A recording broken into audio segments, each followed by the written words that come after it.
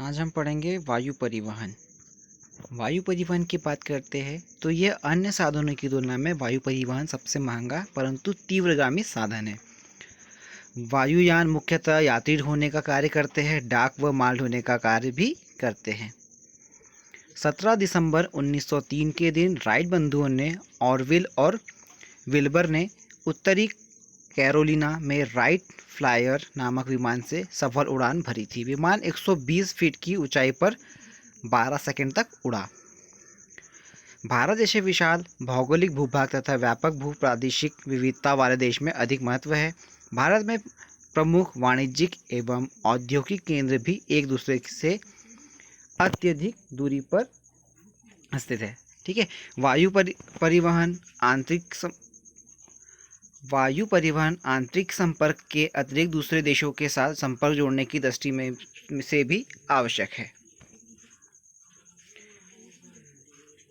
भारत एक ओर से पश्चिमी यूरोप व अफ्रीका है तो दूसरी दक्षिण पूर्वी तक पूर्वी एशिया। भारत का मौसम वर्ष के अधिकांश भाग में साफ विस्तृत मैदानी भाग वायुयान उतरने के लिए उपयुक्त समतल भूमि। यात्री व माल परिवहन के अलावा देश की रक्षा के लिए वायु यातायात का विकास अनिवार्य। आपातकाल में वायु यातायात की सुविधा निर्णायक भूमिका इसमें भी रही है। 1990-91 के खाड़ी युद्ध के दौरान जॉर्डन एवं अन्य खाड़ी देशों में रहे भारतीय नागरिकों को वायु मार्ग से भी भारत लाया गया। अब हम बात करते हैं आज के समय की। कोरोना संकट के समय भी भारतीय नागरिकों को विदेशों से वायुयान के माध्यम से भारत लाया गया। आपने देखा होगा कि कितने सारे हमारे भारतीय अन्य देशों में फंसे हुए थे, उनको भारत लाया गया वायुयान की सहायता से। हिमालय के दूरवर्ती क्षेत्रों तक पहुंचने के लिए वायुयान यातायात एक ही सहारा, क्योंकि यहाँ रेल या सड़क मार्गों का अभाव है। वायु परिवहन द्वारा डाक सामग्री भी तीव्रता से गंतव्य तक पहुंचाई जा सकती है। भारत में 18 फरवरी 1911 को पहली वाणिज्यिक उड़ान भरी गई, जो कि इलाहाबाद व नैनी के मध्य 6 मील की थी।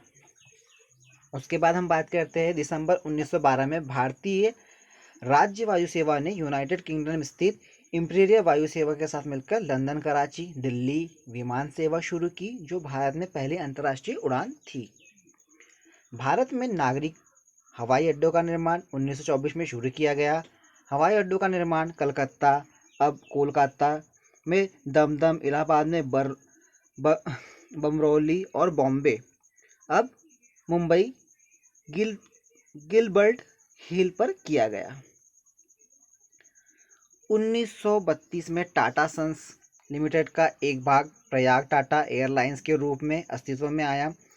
15 अक्टूबर को कराची, अहमदाबाद, बॉम्बे, वेल्लोरी, मद्रास के बीच विमान सेवा चालू की गई। इसी को डाक ले जाने का कार्य सौंपा गया।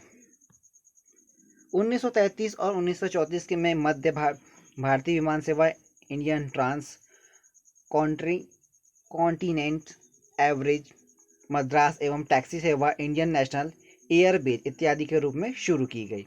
1945 में डेक्कन एयरवेज स्थापित किया गया, जिस पर टाटा और हैदराबाद के निजाम द्वारा संयुक्त रूप से प्रभावित था।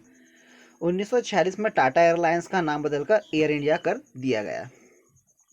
आगे हम बात करते हैं इसमें भारत की स्वतंत्रता के बाद 1948 में एयर इंडिया इंटरनेशनल लिमिटेड नाम के तहत अंतर्राष्ट्रीय सेवाओं के संचालन के लिए एयर इंडिया और भारत सरकार के मध्य समझौते पर हस्ताक्षर किए गए।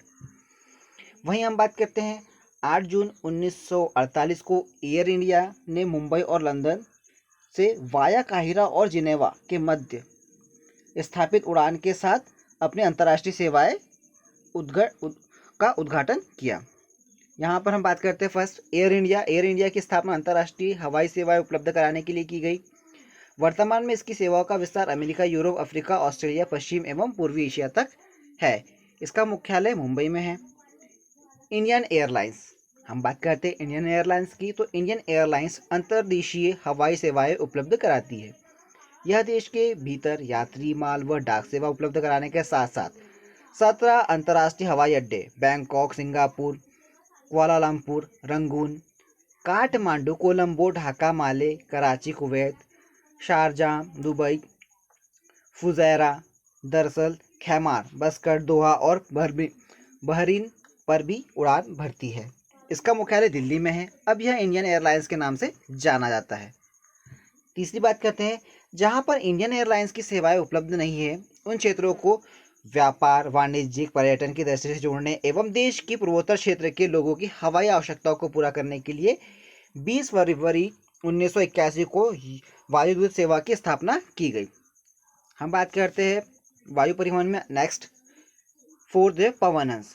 तेल तथा प्राकृतिक गैस आयोग को समुद्र एवं तटवर्ती क्षेत्र में तेल की खोज संबंधित गतिविधियों में हेलीकॉप्टर की सहायता से सेवा उपलब्ध कराने के लिए पवनहंस की स्थापना 15 अक्टूबर 1985 को की गई। यह अब देश के दुर्गम इलाकों के लिए नियमित व विशेष हेलीकॉप्टर सेवाएं प्रदान कर रहा है।